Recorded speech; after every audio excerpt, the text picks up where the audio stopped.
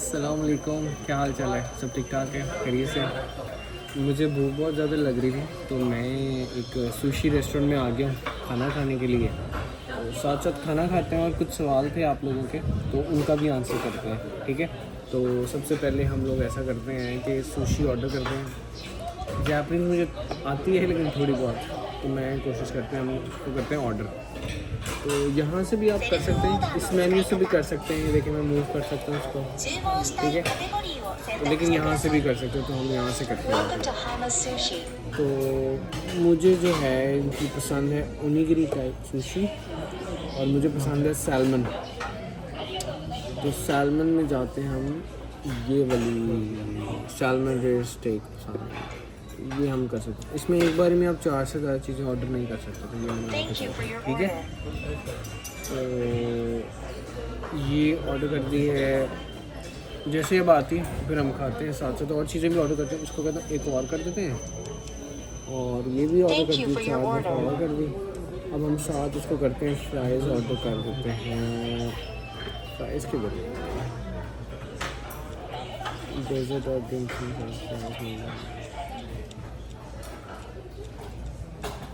अच्छी। तो यहाँ पे अगर मैं फ्राइज़ नहीं जाती हूँ,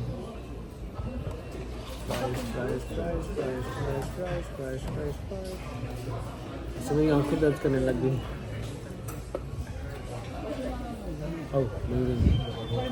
सो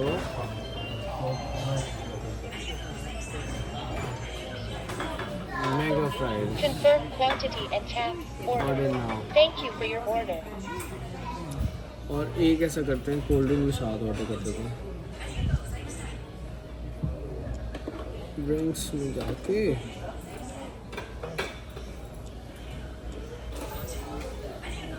Pepsi Cola order. Thank you for your order. तो ये हमने ऑर्डर कर दिया, इसको साथ साथ भी ऑर्डर करते रहेंगे। तो लेकिन मैं आपको एक सवाल, मेरे सब्सक्राइबर ने मुझसे पूछा था कि मेरी सिलेक्शन अगर हो गई है, अगर मुझे जापानीज़ एम्बेसी ने जो उनके मुल्क में अगर उसने उनको रिकमेंड कर दी है, और वो कहते हैं कि आप सिलेक्टेड हैं एज अ प्रिंसिपल कैंडिडेट, तो इसका क्या मतलब, what is the meaning of principal candidate? तो प्रिंसिपल कैंडिडेट का मतलब ये है कि आप ये वो वाहिद कैंडिडेट हैं, या आपके साथ एक दो और लोग भी हो सकते हैं जो कैंडिडेट जो सिलेक्ट हो गए।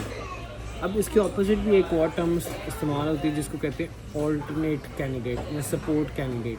वो इस तरह इसलिए होता है कि अगर कोई unfortunately at the last moment कोई स्किप हो जाता है, अगर वो नहीं आ पाते, तो फिर आपको रिकमेंड कर देते हैं। तो क्योंकि आप प्रिंसिपल कैंडिडेट हैं, मीन्स आप सबसे पहले प्रायोरिटी पे हैं।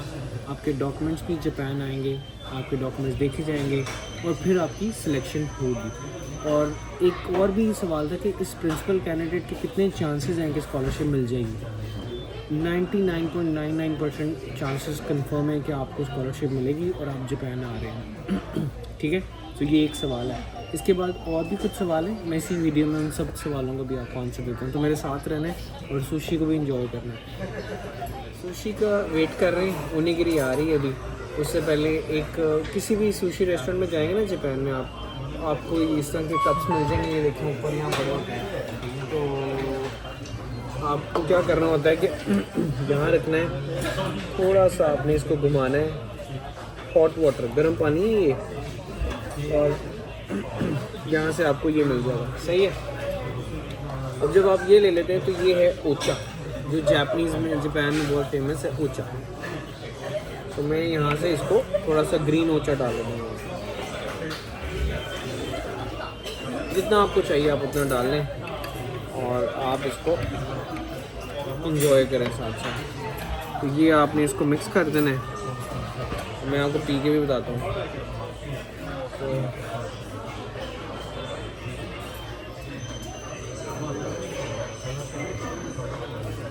अगर मैं आपको पाकिस्तानी होने के तौर पर बताऊँ तो बिल्कुल मज़ा नहीं आया, क्योंकि इसका कोई टेस्ट नहीं होता, बिल्कुल टेस्टलेस होता है। हाँ, लेकिन इसके फ़ायदे बेनिफिट्स बहुत हैं, और जापानीज़ जब सुशी खाने आते हैं तो ये ज़रूर पीते हैं, ठीक है? तो लोग पीते हैं। कोल्ड ड्रिंक भी मंगवाई है, लेकिन मैंने आपके लिए, मैंने कहा आपको दिखाऊँ। फिर अब मौसम चेंज हो रहा है ना, तो थोड़ी ठंडा पानी पीते हैं। गला सुशी भी आ गई हमारी। ये देखिए मज़े की सैल्मन सुशी।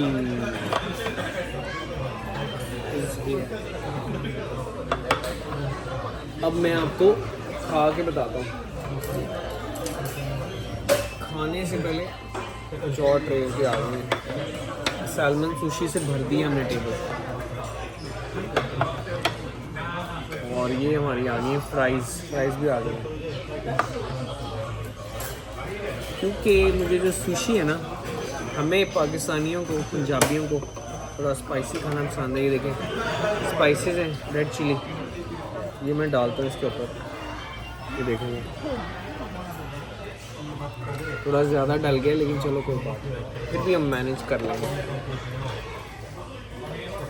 सो ये मैंने ली है सुशी, देख लें कितनी स्पाइसी है।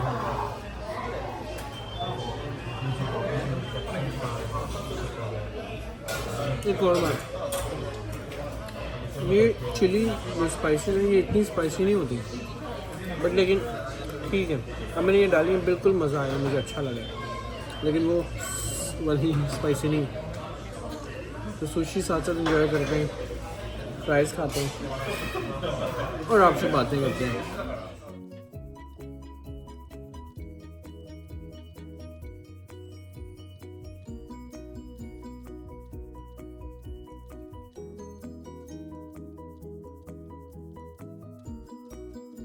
खाना मैंने खा लिया है पेट भर के।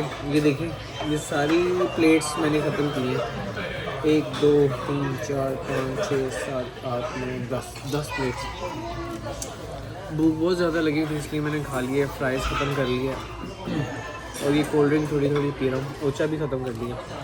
तो ये स्लिप हमें मिली थी जब हम एंटर हुए थे ना, तो ये स्लिप हमें मिली थी।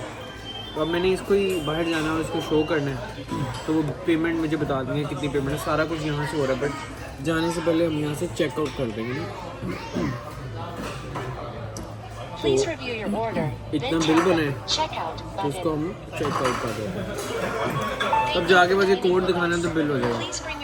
तो मैंने आपको आपको प्रिंसिपल कैंडिडेट और दूसरे कैंडिडेट्स की सारी बात बता दी है। इसको आपने ज़हन में रखना है, आपने परेशान नहीं होना है इसके हवाले से। इंशाल्लाह you will be selected, you are selected and you will be coming to Japan इंशाल्लाह। कोई अगर और कोई ऐसा मसला ना हो। दूसरी बात, एक सवाल ये पूछा था कि इस ड्यूरेशन में जो जब तक फाइनल कंफर्मेशन नहीं आ रही तो हम क्या करें। तो सबसे इम्पॉर्टेंट जो चीज़ है ना, आप कोशिश ये करें कि अपनी सारी जो चीज़ें आपको रिक्वायर्ड हैं, जैसे सबसे इम्पॉर्टेंट चीज़ है इस वक्त आपका पासपोर्ट। क्या आपके पास जो पासपोर्ट है क्या वो एक्सपायर तो नहीं होने वाला? अगर एक्सपायर होने वाला तो उसको कोशिश करें नया बनवा लें और 10 साल के लिए बनवा लें, जो आपके लिए बेनिफिशियल होगा। इस तरह की सारी डॉक्यूमेंटेशन आपके पास होनी चाहिए, आपकी डिग्री, सर्टिफिकेट। अगर कोई ऐसी चीज़ है जो आपके पास नहीं है, वो कोशिश करें अपने पास रखें, क्योंकि जब आप जापान आ जाएंगे ना, आप जापान आ जाते हैं तो कोई भी डॉक्यूमेंट अगर आपको चाहिए तो आपको वापस पाकिस्तान नहीं जा सकते, आप एक्सपेंसिव पड़ेगा। तो बेहतर ये है कि आप अपने डॉक्यूमेंट जो आपको चाहिए हो सकते हैं, यहाँ आने के बाद आपको ज़रूरत पड़ेगी। ऐसे डॉक्यूमेंट्स तो नहीं चाहिए, जो आपके पास हैं वही काफ़ी है, लेकिन फिर भी कुछ ऐसी चीज़ें होती हैं जो आपको रिक्वायर्ड होती हैं, तो आपने वो अपने पास प्रिपेयर करनी है। आपकी डिग्रीज़ है क्या वो टेस्टेड हैं, टेस्टेड नहीं है, वो सारी चीज़ें आप करवा लें। हालाँकि ये प्रोसेस में जब हम कर रहे थे तब भी आप लोग को मैंने बताया था, तो आपने इन चीज़ों को ज़हन में ज़रूर रखना है। लेकिन सबसे इम्पोर्टेंट पासपोर्ट है आपका, सही है। तो अब चलते हैं, बिल पे करते हैं और आपको दिखाते हैं। एक और सवाल है, उसके बारे में मैं आपको बाहर चल के बताता हूँ डिटेल में। चलें आ जाए।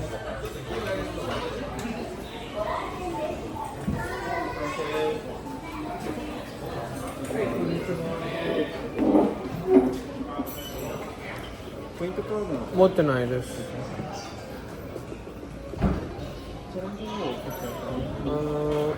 Credit card から普通にいいですね。レシートご利用ですか？大丈夫です。何色お願いします。大丈夫ですか？はい、ありがとうございます。ありがとうございました。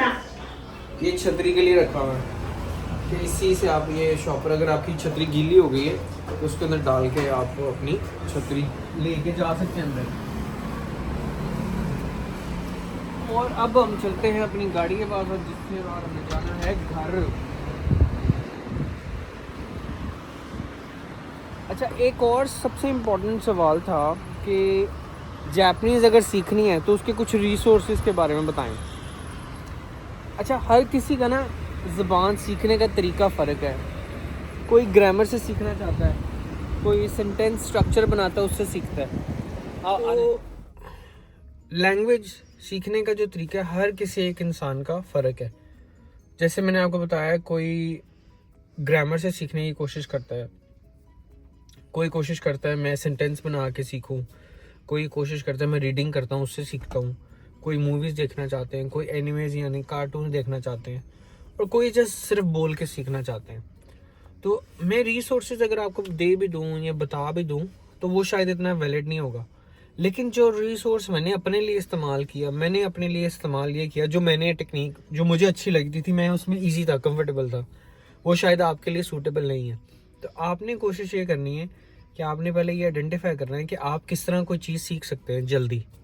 तो मुझे लगता था कि मैं कैसे सीख सकता हूँ, क्योंकि मैंने जो इंग्लिश भी थोड़ा बहुत बोलना सीखा है ऑनेस्टली, वो मेरे टीचर थे इंग्लिश के, वो हमें वर्ड मीनिंग करवाते थे, वो इंग्लिश के वर्ड्स और साथ उसके मीनिंग, मतलब वो वोकैबुलरी हमें याद करवाते थे। तो समझे, मैंने वोकैबुलरी के ऊपर ज़्यादा काम किया। मुझे ग्रामर, जापानीज़ ग्रामर नहीं आती, लेकिन हाँ मैंने अपनी वोकैबुलरी को इस्तेमाल किया, मैंने सेंटेंस बनाया, उसको इस्तेमाल किया और मैंने प्रैक्टिस करनी शुरू कर दी, लोगों से बोलना शुरू कर दिया, 3-4 वोकैबुलरी वर्ड साथ में लाए और एक सेंटेंस बना लिया। तो मैंने जो कोशिश की, मैंने क्या किया, यूट्यूब से उसको खोला, वहाँ पे आपको वोकैबुलरी मिल जाएगी, जापानीज़ वोकैबुलरी बेसिक, ग्रेड 1 की वोकैबुलरी देख लें, ग्रेड 2 की वोकैबुलरी देख लें। यहाँ जापानीज़ लैंग्वेज के अंदर डिफरेंट लेवल्स हैं जैसे N5 सबसे बेसिक है, N4, N3, N2, 1 इस तरह। तो मैंने क्या किया, मैंने N5 की वोकैबुलरी निकाली, यूट्यूब पे पड़ी हुई थी, उसमें तकरीबन 700 से 800 लफ्ज़ हैं, वो मैंने याद किए, सीखे, प्रैक्टिस किए। फिर उसके बाद और वोकैबुलरी बढ़ाई, N4 पे चला गया। तो मुझे वो तरीका ज़्यादा इजी लगा अपने लिए याद करने के लिए, बनिस्बत कि मैं ग्रामर देखता। अभी भी मुझे ग्रामर नहीं आती, बिकॉज मेरा वो फोकस नहीं है, मेरी वो इंटेंशन ही नहीं है। मेरी इंटेंशन बड़ी क्लियर है कि मैंने बोलना है, दैट इज़ माई पॉइंट। तो मैंने क्या किया, वोकैबुलरी सीखी और मैंने वो बोलना शुरू किया। तो ये मेरी अप्रोच थी। आपकी अप्रोच ये आपने आइडेंटिफाई करना है कि आप किस चीज़ में स्ट्रांग है। अगर जो टीचर यहाँ पे आ रहा है वो इंग्लिश पढ़ाता है, बहुत अच्छे से इंग्लिश जानता है, वोकैबुलरी, ग्रामर सब कुछ पता है उसको, फिर आई थिंक उसको ग्रामर कोशिश करनी चाहिए।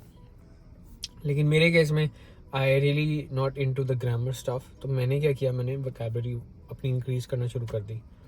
तो रिसोर्सेज सारे अवेलेबल हैं ऑनलाइन यूट्यूब पे।